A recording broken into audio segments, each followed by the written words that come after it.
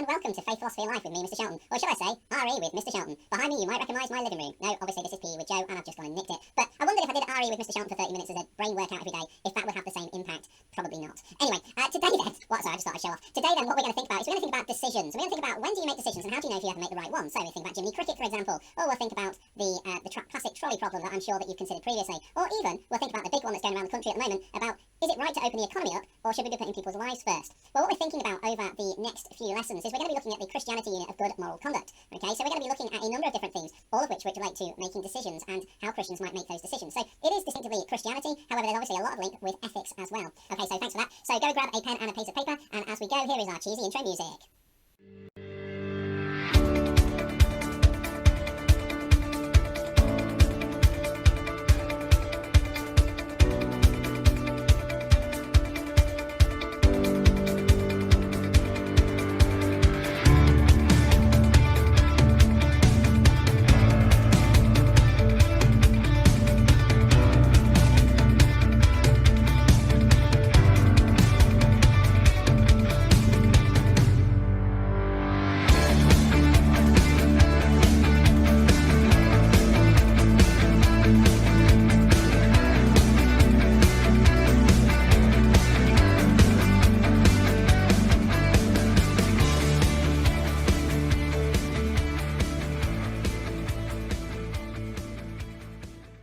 Okay, so our learning objective today then is to explore where people get their sense of morality from. It's going to be a good outcome if you can describe different ways that people get their morality from. Great if you can explain what divine command theory is, and even better if you can evaluate the rules in the Bible and see how if they assist with good moral conduct. Okay, so the timeline that's behind me is not the correct timeline for this lesson, because if you remember we looked at points in our philosophy, so please just ignore that for this session. So we're going to be thinking, as I say, a little bit that ties in with ethics as well. Now it's really interesting this, because if you think about the AQA paper, there's a whole section on the AQA paper which is about dialogues, and this is a great example of when you would tie ethics to Christianity, and there may be many questions that we're going to look at that would fit both. So let's just do a little bit of ethics recap. Okay, so behind me then is the left to right matching exercise, and I'd like you to have a look and see if you can match up which ones go from the left to the right. So these are all ones that you've looked at before, bar possibly divine command theory that you may have covered, but natural moral law, situation ethics, utilitarian and deontology are all things that you've already looked at. So I'd like you to have a look at that now, see if you can match up the left to the right. I'll just give you a few moments to do that. Pause this clip as usual if there's anything that you need to spend a little bit longer on. Okay, hopefully you've got that now. So what I'm going to do is I'm going to start going through some of those answers with you. So natural moral law then is that life's the most important thing, people should look after it at all costs. We've then got situation ethics, which is love's the most important thing. Remember agape with Fletcher. You've then got utilitarianism, which is the greatest number of people should be helped. You've got deontology, which is rules should be followed and laws should be kept in all circumstances, which brings us to our last one, which is divine command theory, which is what the Bible teaches is right, so people should stick to it. So we're going to think today a little bit more about divine command theory. So it's really important when we're thinking, for example, about any of these, is how do we know that this helps us make a good decision? So think about some of the decisions that you have made today. How do we know that they've been good decisions that are there? Maybe you've judged it against looking at other people. Maybe you've thought a little bit about the consequences. Or maybe you've just done something because you feel it was the right thing to do. So we're going to think then a little bit, as I say, a little bit about divine command theory. But before we do that, I would like to show you a little clip about the Euthyro dilemma. Because this asks a really good question. Are things good because we've been told they're good? Or are they good because they're good and therefore we learn that they're good? In other words, do we have any free choice? Do we make the decisions that we do because the things are true outside of us? Or do we think that things are true because they're true and we learn that they're true? This is a much better way. So just look at this and see if you can wrap your heads around this. In this video, we'll be talking about the Euthyphro dilemma and the divine command theory, as well as how they relate to each other. Euthyphro was a religious teacher in Greece, around the time of Plato and Socrates, and is known for his failure to answer a problem Socrates put to him in Plato's dialogue, Euthyphro.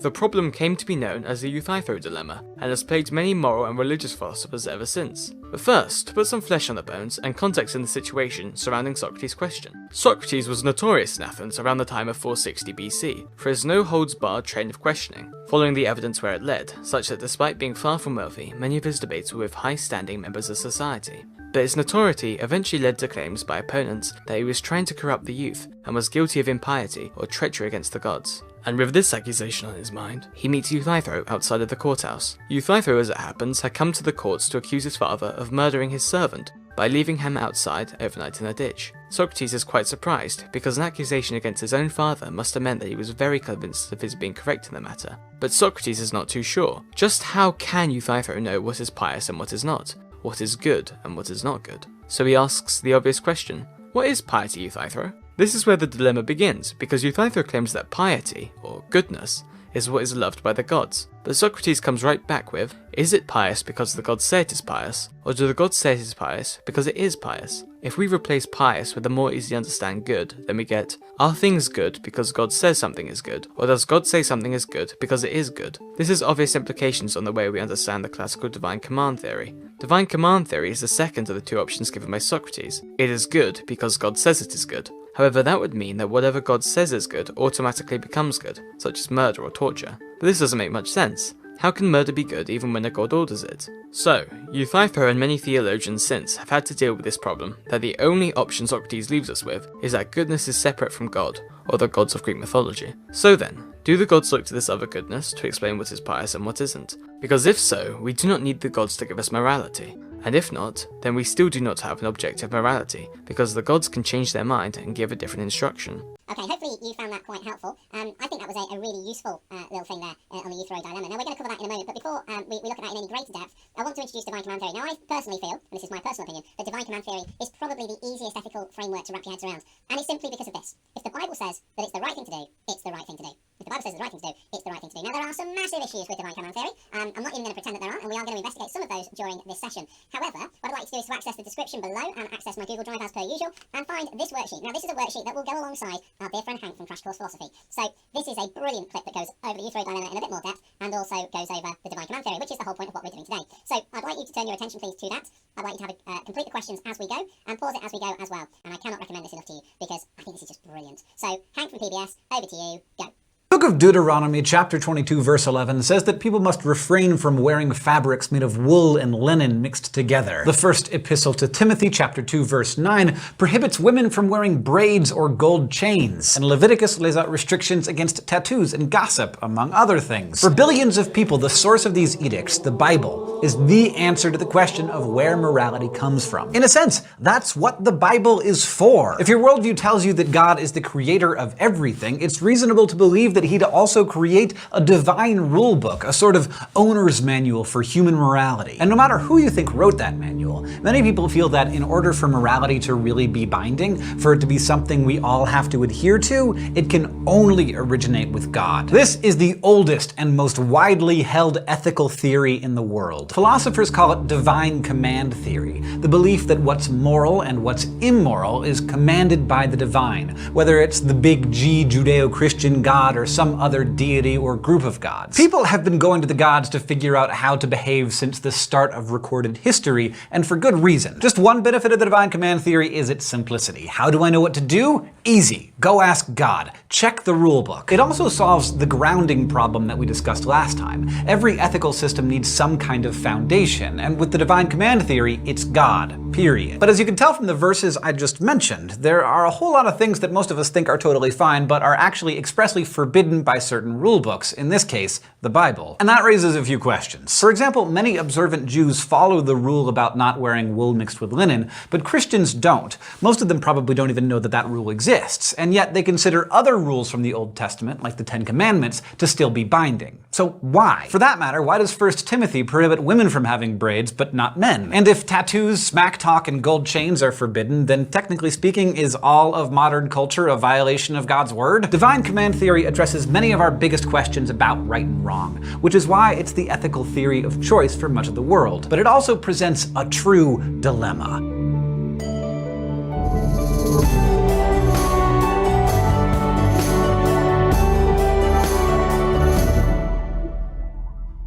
Over the millennia, there have been plenty of objections to the idea that morality comes from God. One of the most devastating critiques, and one that philosophers still grapple with today, came from Plato. He wrote an entire book about his problems with the divine command theory, a dialogue called the Euthyphro. The dialogue, like most of Plato's work, stars his real-life teacher Socrates and Socrates' main interlocutor of the day, named Euthyphro. The dialogue is set outside of the Athenian courthouse as the two men sit, awaiting their respective trials. Socrates is preparing to defend himself against the charges that will ultimately lead to his death.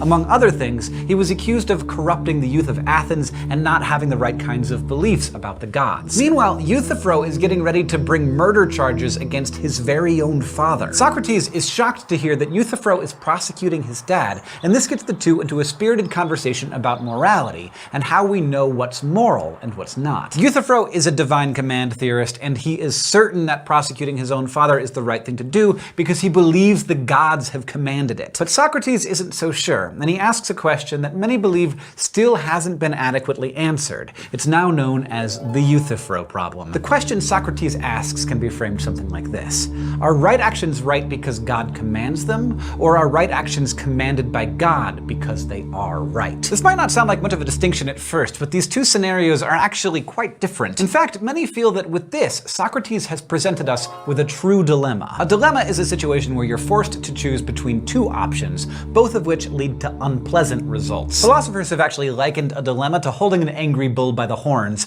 so the two unpleasant options are known as horns. If you choose the first horn of Socrates' dilemma, then you're accepting the proposition that right acts are right because God commands them. And this means that you're accepting that God's command alone is simply what makes something right. So in this view, God makes goodness, and by extension, this suggests that anything God commands is right. And maybe you're okay with that because you believe God only commands good things, like honoring your parents and not stealing or lying or killing. But those of you who know your Bible will remember that God does command killing when he feels like it. For example, when he commanded Abraham to kill his own son. And some thinkers are bothered by the thought that morality could at any moment become totally different depending on what God feels like commanding that day. All it would take is a word from God and we would all suddenly be living in some sort of ethical bizarro world where things that we currently think are horrible and cruel would instantly be considered good and righteous. And this, it turns out, is the subject of this week's Flash Philosophy. To the thought bubble. Here's the setup. You're going about your day minding your own business when suddenly God shows up. Or at least he claims to be God. And he sure seems like God to you. He has nice fresh breath and excellent posture, and his iPhone is a version that's not even out yet. Like, this guy is God. And he tells you that he's changed his mind about morality. The 10 Commandments are out, he says, or rather, they've been reversed. You are now commanded to kill, steal, commit adultery, and so forth. God says he understands that this is confusing, but he assures you that he knows best. And this has been part of his plan all along. He was just waiting for humanity to be ready for it. So he instructs you to go forth and begin carrying out his commands. To do otherwise would be a sin. So how do you process this information? Do you assume that there must be something wrong with your brain, or that something's gone wrong with God, or do you obey? Thanks, Thought Bubble. This scenario is just one problem that comes with accepting the first horn of Socrates' dilemma. It makes God's commands, and the morality that stems from them, arbitrary. If God determines the rightness and wrongness of everything just by saying so, then the entire concept of goodness and value becomes vacuous. Because it means that saying God commands what is good is really just saying God commands what he commands. The idea of what's good doesn't really mean anything anymore. So what about the second horn of the dilemma? Does it make sense to say that God commands things because they're good? Maybe this doesn't seem like a problem, but it means that God isn't omnipotent, because there's at least one thing, value, that doesn't stem from God. Instead, someone or something else has created it, and God just uses it. So if you're committed to the belief that God created literally everything, not just the physical world, then you're gonna have a hard time accepting this horn. And then there's another problem. This view also means that something outside of God, in some sense,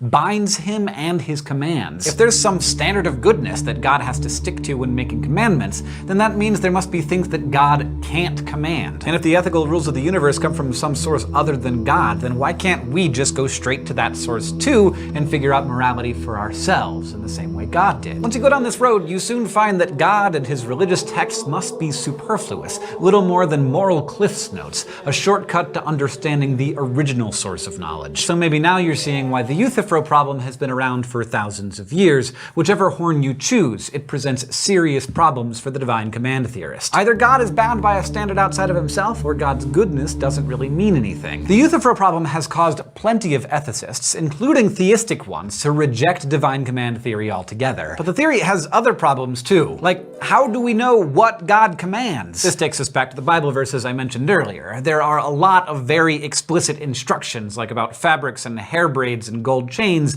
that most Bible-reading theists don't consider binding. So how do we know which commands are binding and which ones God retracted somewhere along the way? Do we get to decide? And if we do, how are those instructions still commandments? Wouldn't they be more like recommendations? I don't know about you, but the 10 recommendations just doesn't have the same ring to it. A good moral theory is one that will generate answers to questions like these, and divine command theory seems to fall short in that regard. So next time, we're going to look at another moral theory that approaches things from a theistic perspective, but is immune to some of these problems. Brilliant. Okay, hopefully you found that quite helpful. So we said our learning objective was to explore where people get their sense of morality from, and it would be good if we could describe different ways people get their morality from. We thought about that ethical framework there. Great if you could explain what the divine command theory is, and hopefully you've got that really clearly on the sheet there. And even better if you can evaluate if the rules assist good moral conduct. So this then is what we're going to use for that. So there's a second file in that Google Drive, and this is quotes from the Bible and some Christian teaching. And what I'd like you to do, so you'll need to use BibleGateway.com or actually find a Bible or something, Bible app or something like that. What you need to do is you need to look at the references, you need to summarise what each one's talking about, and then you need to make a judgment about whether it supports good moral conduct or not. Because some of these you might say are actually not very helpful about how people should live their life. Now let me just go through the first couple for you, because the first couple don't have any Bible references linked with them, so they're a little bit harder. So the first one, for example, is that the concept of heaven. Well, the summary of a passage or concept is that heaven is a place where good people go to be rewarded for their good deeds or their beliefs. So basically that's their idea of what heaven is. It's a good place where you go to be rewarded. Now, that's the summary of the passage or concept, but there is a problem with this, because does it actually support good moral conduct? Does it encourage people to be good? Well, if you think about the youth rave dilemma, for example, it doesn't help them at all, because they're only doing what's right because there's a reward in it. Therefore, it's not really the right thing in the first place. So it encourages people to make the right choices, so that's why it's good moral conduct, but it's only because of reward. So actually, you could say you're being bribed. Okay, so if we're thinking about the second one, faith in Jesus inspires good moral conduct, well, the summary of the passage or concept is that Jesus gives clear outlines about life and how people should live. But does this support good moral conduct? Well, yes, because people generally, if they're Christian, do try and copy Jesus' teachings and the way that he lives. So that might inspire good conduct. It probably doesn't inspire people to not live well. So you need to look up each of those references that are on that sheet. You need to summarise each of them, and then you need to then describe if you think it supports good moral conduct or not, because there's some things that the Bible might teach about, dare I say this, which we might not agree with today. So you need to pause this clip and have go at that sheet and try and work out which ones support good moral conduct and which ones do not. So this should take you about 10 to 15 minutes, I'm guessing. So BibleGateway.com is your way forward. So pause me now and give that a go.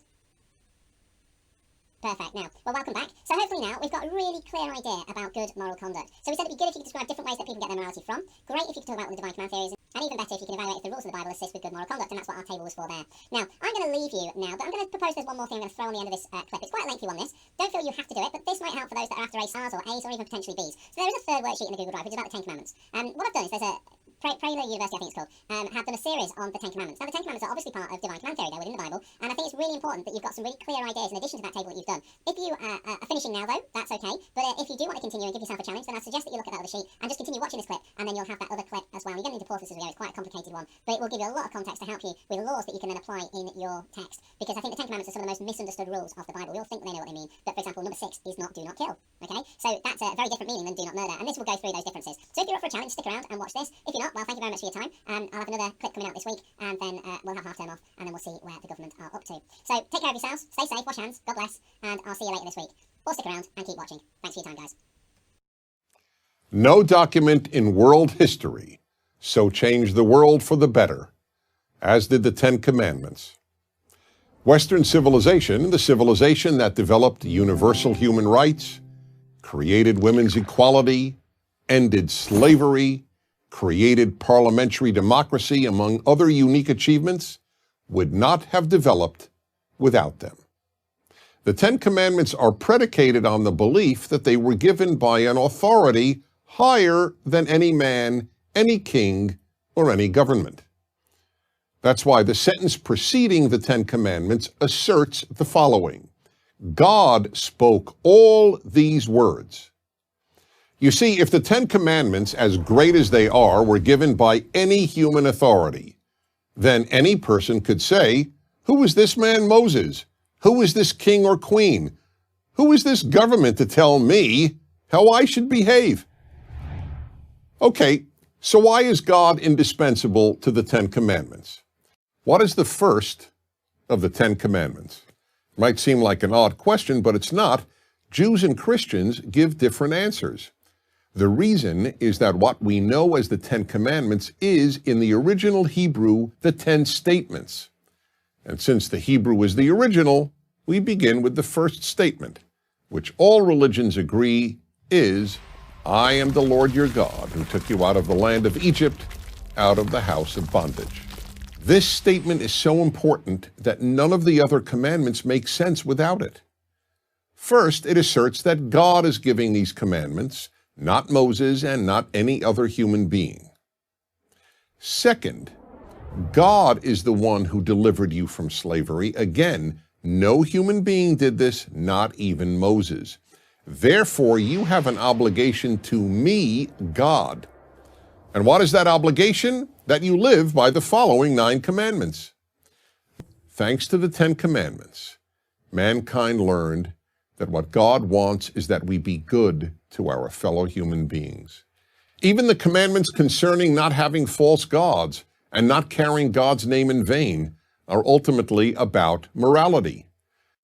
Let's discuss the second commandment according to the oldest, that is the Jewish enumeration of the 10 commandments. In Christian tradition, it's the first commandment. The most common translation begins, you shall have no other gods before me. Because today we have as many false gods as the ancients did. And why is it the mother of all the other commandments? Because if we identify false gods and avoid worshiping them, we will eliminate one of the greatest barriers to a good world, false gods. So let's begin by defining a false god. The point of biblical monotheism is that there is only one God, and that only this God, the creator of the universe, who demands that we keep these 10 commandments, is to be worshipped. Why? First, because one God means one human race.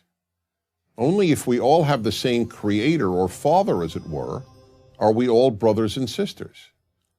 Second, having the same parent also means that no person or group is intrinsically more valuable than any other.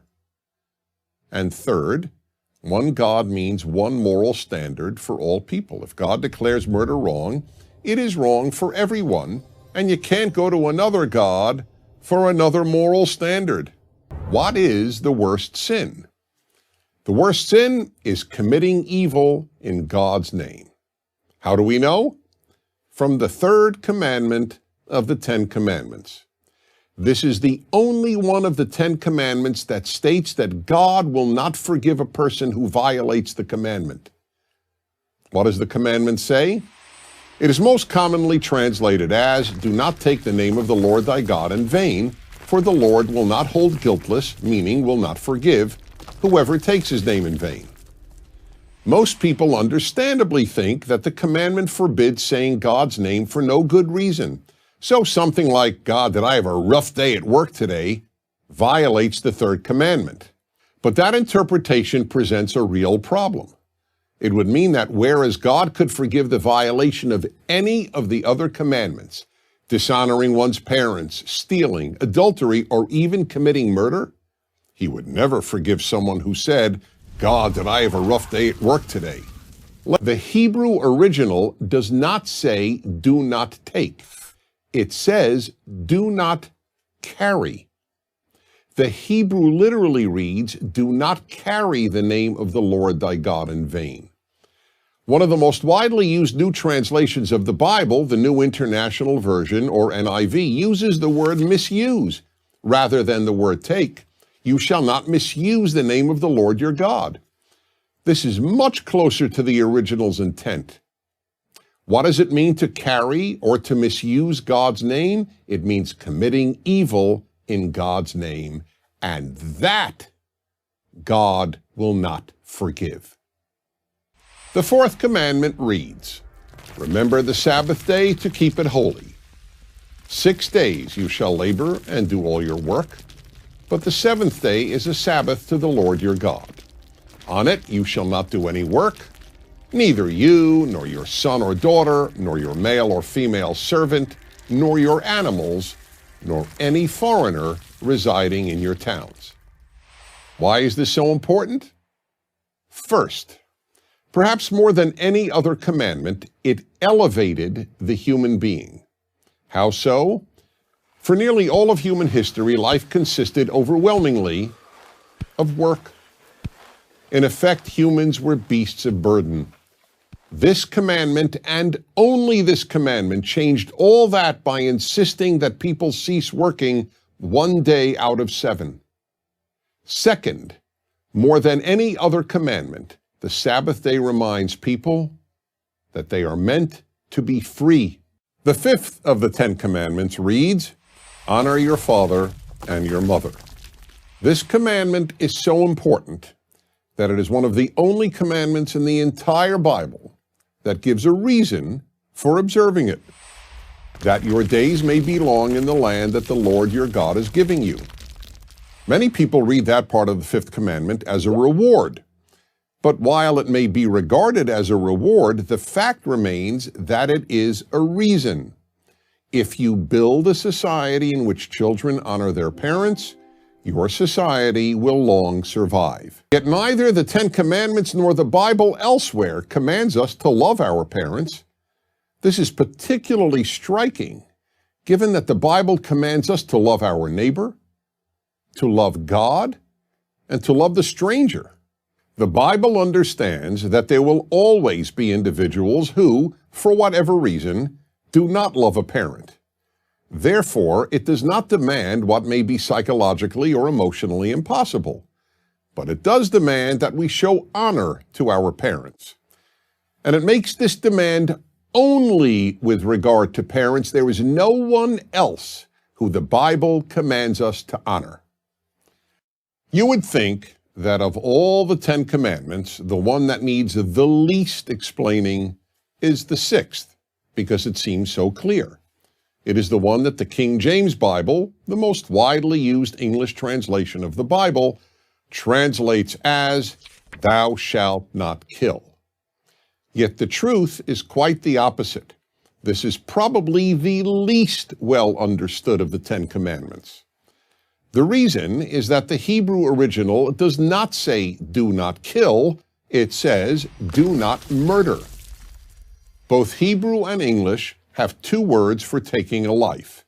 One is kill, harag in Hebrew, and the other is murder, ratzach in Hebrew. The difference between the two is enormous. Kill means, 1, taking any life, whether of a human being or an animal. Murder can only mean one thing, the illegal or immoral taking of a human life. That's why we say, "I killed a mosquito," not "I murdered a mosquito." And that's why we would say the worker was accidentally killed, not the worker was accidentally murdered. Do not commit adultery. The prohibition on a married person having sexual relations with anyone except his or her spouse may be, for many people, the most consistently difficult of the 10 Commandments to observe. The reasons shouldn't be hard to guess. One is the enormous power of the sex drive. It can be very hard to keep in check for the entirety of one's marriage, especially when an attractive outsider makes him or herself sexually or romantically available. Another reason is the human desire to love and be loved. For normal people, there is no more powerful emotion than love. If one falls in love with someone while married, it takes great effort not to commit adultery with that person. And if we add in the unfortunate circumstance of a loveless marriage, adultery becomes even more difficult to resist. A good case can be made that the 8th commandment, "Do not steal," is the one commandment that encompasses all the others. How does "do not steal" encompass the other commandments? Well, murder is the stealing of another person's life. Adultery is the stealing of another person's spouse. Coveting is the desire to steal what belongs to another person. Giving false testimony is stealing justice, and so on. This commandment is unique in another way. It is the only commandment that is completely open-ended. All the other commandments are specific. The 5th commandment, for example, states that it is our parents whom we should honor. The 6th commandment, prohibiting murder, is about taking the life of an innocent human being. The 7th commandment, prohibiting adultery, is also specific to a married person. 2 unmarried people cannot commit adultery. But the commandment against stealing doesn't even hint at what it is we're forbidden to steal, which means that we cannot take anything that belongs to another person. Stealing a life, a person, a spouse, material property, intellectual property, a reputation, dignity, or trust. There is hardly any aspect of human life that is not harmed, sometimes irreparably so, by stealing. That is why it is fair to say that if everyone observed only one of the 10 commandments, observing the commandment, do not steal, would, all by itself, make a beautiful world. The 9th of the 10 commandments is, you shall not give false witness against your neighbor. This means two things. Do not lie when testifying in court, and do not lie, period. If people testify falsely in a courtroom, there can be no justice. And without even the hope of justice, there can be no civilization. The Hebrew Bible was so adamant on this subject that the punishment imposed on a witness who gave false testimony was the same as the punishment that would have been meted out to the accused had the false testimony been believed. In the case of a crime that would be punishable by death, therefore, the false witness was liable to be put to death. But the commandment is clearly concerned with truth generally, not only in a courtroom. In the 10 commandments, Commandments 6, 7, 8, and 9 are the ones that prohibit acts of evil, murder, adultery, stealing, and perjury. And then there is one commandment that prohibits the thing that leads to murder, adultery, stealing, and perjury. Which one is it? It's the last of the 10. Do not covet anything that belongs to others, not their spouse, their house, their servants, their animals, or any of their property. In order to understand this commandment and its unique significance, the first thing to understand is that this is the only one of the 10 commandments that legislates thought.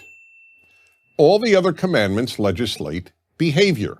In fact, of the 613 laws in the 5 books of Moses, virtually none prohibit thought.